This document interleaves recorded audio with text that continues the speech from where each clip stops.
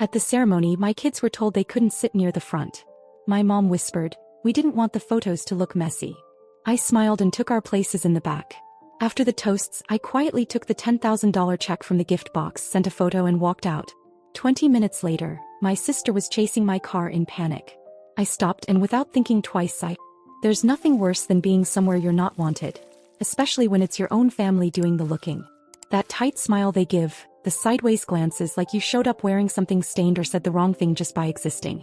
And the worst part is you can't leave. Because it's your mother's voice whispering across the aisle. Because it's your sister in the white dress. Because your kids are watching. It started with the seats. The ushers were placing people in the front rows. My kids and I were right there, dressed up, hair combed, trying our best to blend in. My youngest was holding the little program upside down. It was innocent. Harmless. But my mom leaned over to Amanda and said, "Not quietly enough, we don't want the photos to look messy." Just like that. My kids heard it. I heard it. I took a breath and stepped back. I didn't argue. I didn't cry. I just took my children and led them to the last row, right next to the swinging kitchen doors, where the staff kept walking past with trays of shrimp and champagne. Amanda was glowing. That's the word they all used. She looked like she belonged in a magazine ad for bridal perfection. I had to listen to every single aunt talk about how beautiful she looked, how lucky she was to find someone like Brian. Brian, my ex-boyfriend from college. The one who once told me I was too intense, then ended up with my younger sister who has never made a single hard decision in her life. My mother was thrilled. She'd once said right in front of me that she couldn't wait to have grandchildren, real ones, from Amanda. That word stuck with me for months. The ceremony moved like a fog. I clapped when everyone clapped. Smiled when everyone smiled. Then I waited. After the toasts, when people drifted to the dance floor or started screaming over the DJ, I slipped away to the gift table. There was a card with my name on it. No one saw me take it. Inside was a check for $10,000. My mother's handwriting. I didn't understand the logic. A peace offering? A leash? I didn't care. I took a picture of it and left the envelope in my purse. My kids were half asleep when we got in the car. I drove silently, trying not to think too much, until I saw headlights behind me swerving into the shoulder. It was Amanda. She jumped out before the car even stopped, still in her dress, barefoot, chasing me. I pulled over. Not because she deserved it, but because I was curious what she'd say. She ran up to my window, tears already spilling, asking me to roll it down. I did, just enough to hear her say they needed the money. That it wasn't mine to take. I didn't argue. I just took out a single $1,000 bill and handed it through the crack. "This is enough." He took it. He said thank you. And I drove away. They showed up early like guilt had set an alarm. I was still in pajamas, feeding the kids toast and strawberries when I saw their car pull into the driveway. Beige SUV. Beige coats. Beige faces. My mom and dad looked like they were arriving for a funeral, and in a way they were, just not the kind they were expecting. I didn't open the door right away. I took my time. Let the kids finish eating. My oldest glanced out the window and asked if he had to go upstairs. I just nodded. He knew the routine by now. When I finally let them in, my mom wasted no time. "You've embarrassed us." That's how she started. No hello, no good morning, just those words like she'd been rehearsing them since sunrise. My dad stood behind her, silent, hands in his coat pockets like he wasn't sure if he was a part of this or just the audience. She said I humiliated the family. That people were talking. That Aunt Valerie was appalled. That cousins I hadn't spoken to in years were calling her to ask what kind of person steals from a wedding. I let her rant. I just stood there, arms crossed, not saying a word. It was like watching someone perform for a camera that wasn't there. Then she pivoted. Said she didn't understand why I would do something like this when she had always tried to help me. That the check wasn't meant for me to just walk away with. That I'd misunderstood. That I'd made them look greedy and manipulative. I laughed once. Just once. And that was enough. I told her the truth. That I was tired of pretending we were a family. That she'd spent years making sure I knew I was the extra piece in her perfect puzzle.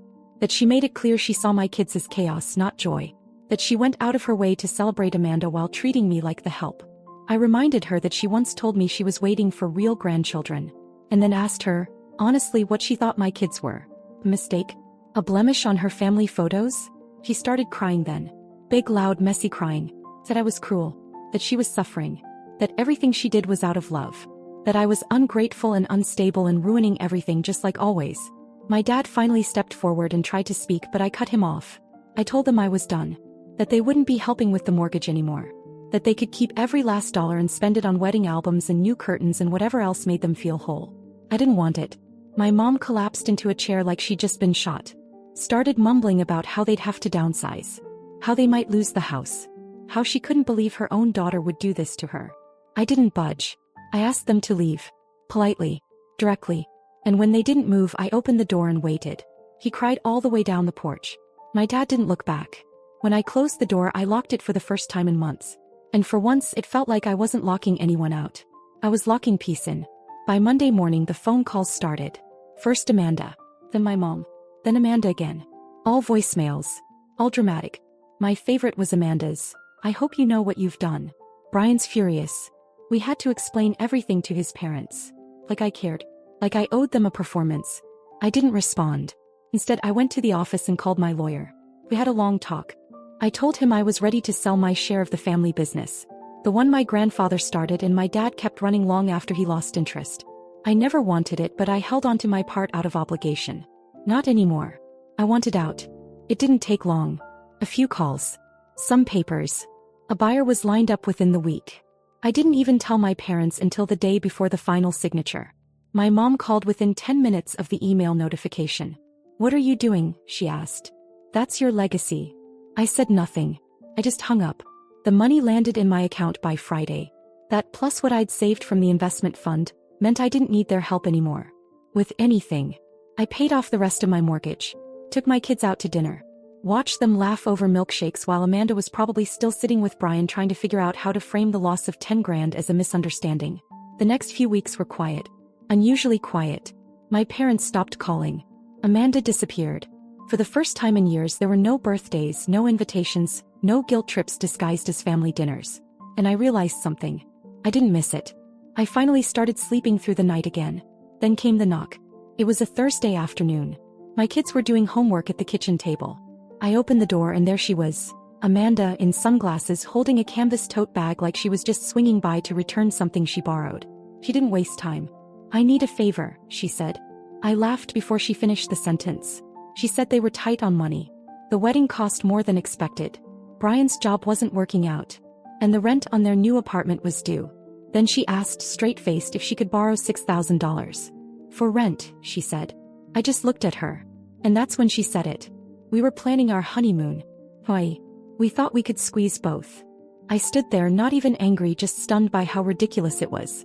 $6 grand to lie on a beach with the man who used to kiss me behind the dorm laundry room while she was still in high school.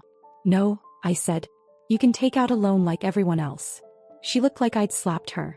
Said something about family. About how I had the money. About how I used to be generous. I closed the door. And this time I didn't even wait for the lock to click. A week after the Hawaii request, I got a text from a number I didn't recognize. "You don't have to be cruel. Amanda made a mistake. Think about your nieces and nephews someday." It was my mother. Hiding behind a burner number like a teenager catfishing someone in a chat room. I blocked it immediately. But that opened a floodgate. My dad showed up at my kids' soccer practice. Just appeared behind the fence, holding a bag of snacks like nothing had happened. My oldest spotted him first and came running over, asking if it was okay to say hi. I didn't want to make a scene in front of the other parents, so I nodded once, tight. My dad handed out granola bars, watched half a game, then walked over to me and said, "You're going too far. Your mom's not doing well." I asked if she was physically sick. He shook his head. "She's not herself." I told him she was exactly herself. That's the problem. I didn't wait for him to respond. I just took the kids and left the field. My youngest cried in the car, confused why Grandpa didn't come over more. I told him the truth in the simplest way I could. Sometimes grown-ups don't act the way they should. Then the emails started.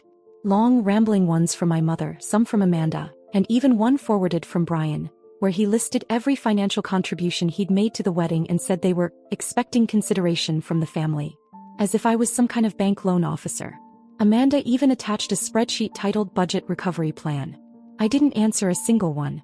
But then something I hadn't expected happened. My uncle, Mom's younger brother, called me. We hadn't spoken in years. He asked if I was okay. Said he heard things got messy, but that not everyone in the family agreed with what my mother and Amanda were doing. That he respected me for walking away. That part stunned me. 2 days later I got a card in the mail. A real card, handwritten. It was from my cousin Janine, who I hadn't seen since we were both forced to sing at Amanda's Sweet 16. She wrote, "We always knew you were the strong one. Wish I'd said it earlier." Support started to trickle in. Quietly, almost like they were afraid of being found out. But it came. "A cousin here. An aunt there. Old family friends reaching out on Facebook saying things like, "You did what most people only dream of." That's when I realized I hadn't just walked away from the chaos. I'd exposed it, and people were watching. It didn't take long for the cracks to show. By the end of the month, word had spread about me selling my share of the family business. Apparently, my dad didn't know the full extent of what I'd done until the papers were already signed and the funds had cleared. He called me once more, left a voicemail that was less anger, more resignation. Said the business was floundering, that a buyer had pulled out of a big deal and they were scrambling to cover costs. I didn't reply. My mother, true to form, went into full crisis mode. From what I heard, she told people I had mental health problems. That the stress of being a single mother had changed me. That I was unstable, vindictive, that she was praying for me. All while sending emails to my extended family begging for money to save the legacy. It backfired. Uncle Ray, who always kept to himself, told her she should have thought about the legacy when she treated one daughter like garbage for 20 years. Aunt Darlene told her to stop playing the martyr. Even my grandmother, who usually stayed out of everything, sent me a text that just said, "Good for you." The real surprise was Amanda. She went radio silent for a while after the failed Hawaii money ask. I assumed she was licking her wounds. Then I found out she and Brian had moved back in with my parents. Temporarily, of course. But it was still hilarious. The newlyweds in their old bedrooms fighting over shower schedules and car space. Apparently, Brian's job search wasn't going well. He got into it with my dad over money, asked if he could be brought in on the business to turn things around. My dad for once actually said no. Amanda flipped. She threatened to take legal action over the wedding money. Over a check I never cashed. Then came the most absurd thing yet. Amanda emailed me asking if I could mediate between her and Mom. She said things had gotten tense in the house. That she knew Mom wasn't perfect. That maybe I was right about a few things. And then, like it was nothing, she asked if I still had that $1,000 bill she could return. To make it right. I didn't respond. She sent another email the next day. This time just one line. "Please don't turn the family against us." I didn't have to. They were doing that all on their own. It was a Wednesday when Amanda tried one last time. She didn't bother with email or a voicemail this time. Just a plain text like she was asking about a recipe. "Do you think I could borrow $6,000? Just until next month. We're trying to get out of here." No explanation. No apology. Just the usual ask dressed up like something reasonable. I didn't answer at first. I let it sit. She followed up the next day. "It's for rent. We found a place in the city. We just need the first month and deposit." But then a mutual friend slipped up at school drop-off. She mentioned how Amanda and Brian were so excited for their Hawaii honeymoon, finally rebooking it. She was glowing with secondhand joy. Had no idea what was really going on. So that's what it was for. $6,000 for beachside cocktails and room service, while I packed school lunches and juggled bills like always. I could have laughed if it wasn't so pathetic. I finally texted back. "No. Good luck." That was it. She didn't respond. And I didn't expect her to. But the craziest part? I wasn't even angry. Not anymore. Something had shifted. The space they used to take up in my head was gone. Amanda could take a loan, max out 10 credit cards, go into debt for a sandcastle wedding redo. I didn't care. I was done. Done wondering what they thought of me. Done defending myself to people who never bothered to know me. Done pretending I was desperate for their approval when all I ever wanted was basic respect. I had 3 kids upstairs who loved me fiercely. Who didn't care that grandma wasn't around. Who thought our Saturday movie nights and burnt popcorn were the highlight of the week. Men had started messaging me again. Old friends. New strangers. Single dads, divorcees, college acquaintances who'd stumbled across my Facebook. I ignored them all. I didn't want someone to complete me. I already was. And I'd never felt freer. The update. It's been 12 days since the last time Amanda reached out. 12 quiet, calm, beautiful days. No surprise calls, no guilt-drenched voicemails, no passive-aggressive texts wrapped in fake politeness. I thought we'd finally reached the end. That the chaos had burned itself out. That maybe, for once, there really was nothing left to say. Then I opened my mailbox yesterday and found a letter. No return address. Just my name written in a style I recognized immediately. It was Amanda's handwriting. Inside was a single page torn from a lined notebook. Folded twice. No greeting, no punctuation, no explanations. Just 6 words in black ink. "You were right. I'm sorry." I stood there, frozen on the porch with the kids yelling from the kitchen about some mess one of them made. That one line hit harder than all the years of yelling and crying and silence combined. It was so un-Amanda. So blunt. So still. I read it twice. then folded it back up and slid it into the drawer by the sink, the one filled with coupons, broken pens, and mystery keys. I didn't cry. I didn't smile. I didn't feel victorious. I just felt tired. Because here's the truth. Apologies don't always come with closure. Sometimes they come late. Sometimes they come quietly without repair. And sometimes they come when you've already decided to stop needing them. I haven't told anyone about the letter. Not even my kids. I'm not sure I ever will. It didn't ask for anything. It didn't offer anything. It was just there, sitting beside a grocery flyer and a water bill, like it didn't just reopen every wound I spent the last few months stitching shut. But here's the thing, I didn't unravel. I still got up the next day. Still packed lunches and ran errands. Still laughed when my daughter tried to teach me some ridiculous dance she learned online. Life didn't stop. If anything, it moved forward just the same. And I realized, that's growth. The family, still fractured. My mother hasn't made contact. My dad apparently is working part-time for a friend after the business fallout. Amanda and Brian?